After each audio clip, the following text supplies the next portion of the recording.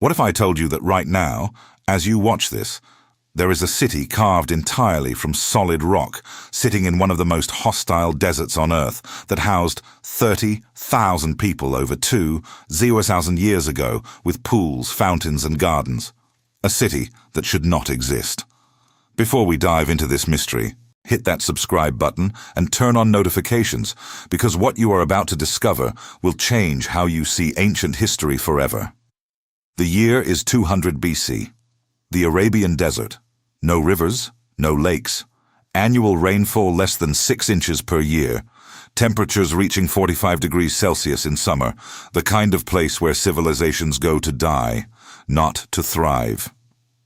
Yet here, in the mountains of southern Jordan, a group of nomadic Arab traders called the Nabataeans did something that baffles engineers to this day. They built Petra, a city that would become one of the wealthiest trading hubs in the ancient world, rivaling even Jerusalem in its splendor. But here is where it gets strange. These were desert nomads, people who lived in goatskin tents, moving from oasis to oasis with their camels, carrying frankincense and myrrh across the Arabian Peninsula. Then suddenly, without any apparent reason, they stopped. They chose this specific location, a narrow canyon surrounded by towering sandstone cliffs, and began carving a metropolis directly into the rock face. Not building with stones, carving, removing millions of tons of solid sandstone to create temples, tombs, and houses. Why would successful nomadic traders abandon their mobile lifestyle? What did they know about this place that we do not? The ancient Greek historian Diodorus wrote something chilling about the Nabataeans in the 1st century BC.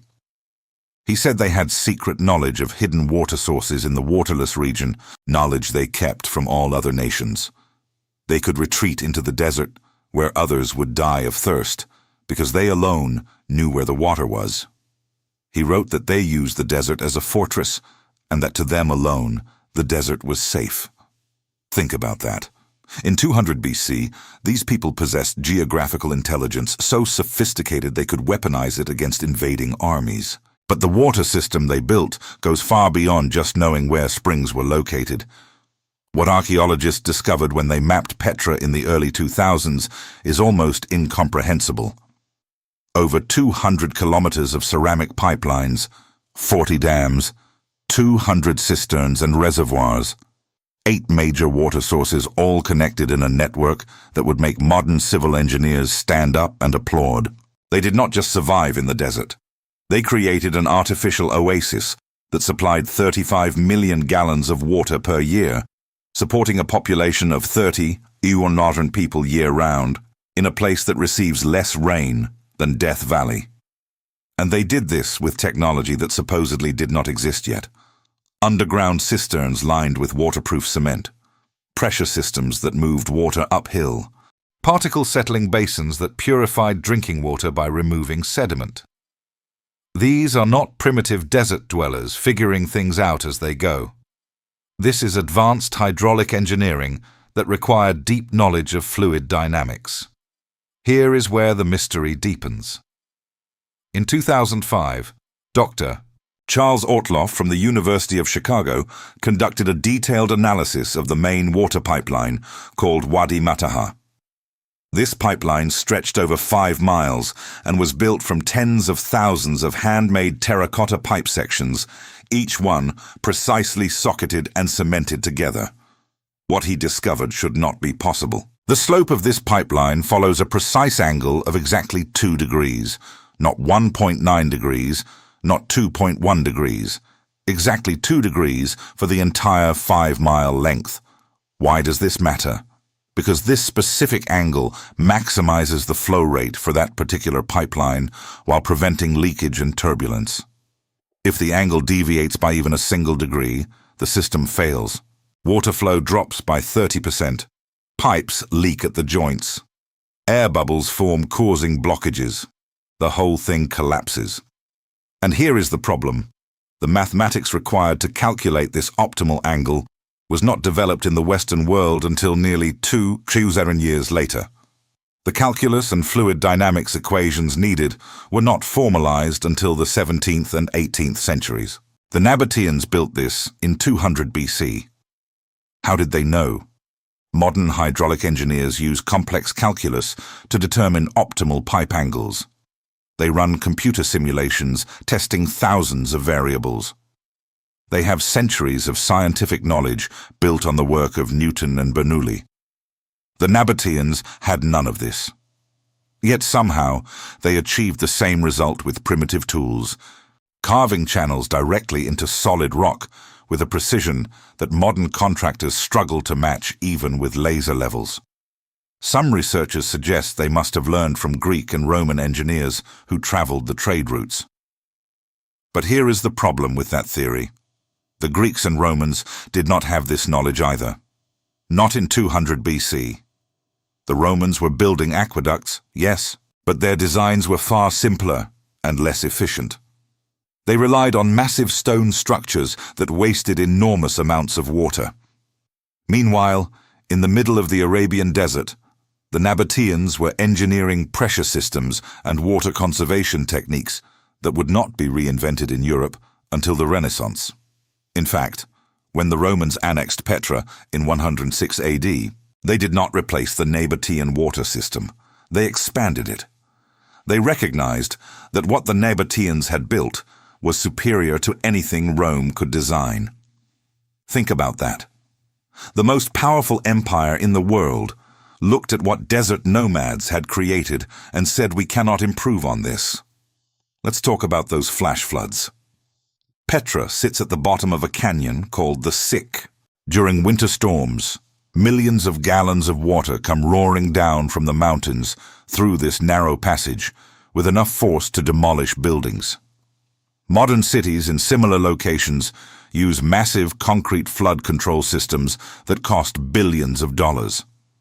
The Nabataeans carved a diversion dam and tunnel system directly through solid rock in the 1st century AD that redirected the floodwaters around the city center. This system still works today, 2,000 years later. But water is only part of the mystery. Recent discoveries show that many of Petra's monuments align with specific celestial events. The treasury, the most famous building carved into the cliff face, is positioned so that during the winter solstice, sunlight penetrates the narrow canyon at exactly the right angle to illuminate the entrance. This requires advanced knowledge of astronomy, geometry, and the movement of the sun across different seasons. Researchers have also identified what appears to be a sophisticated astronomical observation system carved throughout the city. Sundials that track the hours with remarkable precision. Shadow clocks that mark the passage of seasons. Stone markers that indicate solstices and equinoxes. The Nabataeans understood the 365-day solar year, the lunar months, and even calculated leap years. And then there is the question that no historian has satisfactorily answered. How did they carve these massive structures? The treasury stands nearly 40 meters tall, carved top to bottom from a single cliff face. No scaffolding, no platforms, no evidence of support structures. Modern stone carvers say it would be nearly impossible to achieve this level of detail, working downward from the top of a cliff with ancient tools.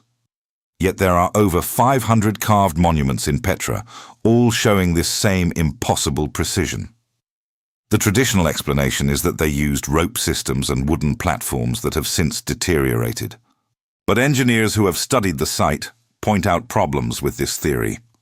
The cliff faces show no evidence of anchor holes for ropes. The scale of some carvings would require structures larger than anything we know the ancient world could build. Some fringe theorists have suggested that the Nabataeans had help, that the precision of the water systems, the astronomical alignments, and the impossibility of the carved structures all point to knowledge that came from somewhere else. Ancient astronaut theorists ask, could the Nabataeans have had access to advanced technology or instruction from a more sophisticated source? Could there have been contact with a civilization more advanced than anything recorded in our history books? The Nabataeans themselves left almost no written records, which is extraordinarily strange for such an advanced civilization. They controlled one of the wealthiest trade networks in the ancient world. They built monumental architecture. They developed sophisticated engineering systems, yet they left behind virtually no texts explaining how they did any of it. It is as if they deliberately kept their secrets hidden. What we do know is that at their peak, the Nabataeans controlled trade routes stretching from Yemen to Damascus. Archaeological evidence shows they had contact with civilizations across 3 continents: Egyptian artifacts found in Petra, Greek pottery, Roman coins, Chinese silk. Is it possible they gained knowledge from sources we have not yet discovered? Could there be hidden chambers in Petra that might contain technical documents explaining their advanced knowledge? Some researchers point to the fact that one of Petra's water sources is traditionally associated with Moses striking the rock to bring forth water. Biblical legends suggest this area has been significant for far longer than the Nabataean period. Could there have been earlier civilizations here, possessing advanced knowledge that the Nabataeans inherited? In 106 AD, the Romans annexed the Nabataean kingdom. The city continued to function for several more centuries, but its importance gradually declined. Then, in 363 AD and again in 551 AD, massive earthquakes struck the region. Buildings collapsed, the water system was damaged, the population fled. By the 7th century, Petra was largely abandoned. For over 1,000 years, Petra was lost to the Western world, known only to local Bedouin tribes. When Swiss explorer Johann Ludwig Burckhardt rediscovered it in 1812, he found a ghost city frozen in time. Its secrets carved into stone, but its answers long gone. Today, we can measure the precision of their engineering with laser scanners. We can map their water systems using ground-penetrating radar. We can study their astronomical alignments with computer models. But we still cannot fully explain how nomadic desert traders in 200 BC possessed knowledge that would not be rediscovered for 2 millennia. So what is the truth? Were the Nabataeans simply brilliant engineers who discovered advanced principles through trial and error? Did they inherit knowledge from an earlier, lost civilization? Or is there something else that explains how a city carved from stone in a waterless desert became one of the engineering marvels of the ancient world? Petra still holds secrets. Modern technology continues to reveal new chambers and hidden tunnels beneath the sand. Every excavation brings new questions, and perhaps, somewhere in those rose-red cliffs, the answers still wait to be found. If this mystery fascinates you, share this video and let me know in the comments what you think really happened in Petra.